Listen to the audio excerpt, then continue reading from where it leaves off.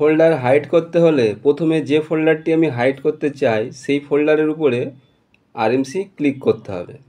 এরপর প্রপার্টিসে যেতে হবে। এরপর হিডেন অপশানে ক্লিক করার পর ওকেতে ক্লিক করতে হবে। এরপর যে কোনো একটি ফোল্ডার ওপেন করতে হবে।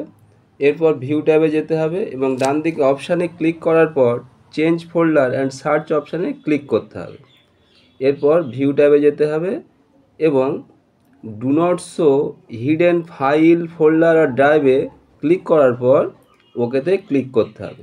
এরপরে দেখো ফোল্ডার হাইড হয়ে গেছে। হাইড করা ফোল্ডার পুনরায় ফিরে আনতে হলে একইভাবে যে কোনো একটি ফোল্ডার ওপেন করতে হবে এবং ভিউ ট্যাবে যেতে হবে এবং অপশান থেকে চেঞ্জ ফোল্ডার অ্যান্ড সার্চ অপশানে ক্লিক করার পর ভিউ ট্যাবে যেতে হবে এবং show hidden file folder and ড্রাইভে ক্লিক করার পর ওকেতে ক্লিক করতে হবে।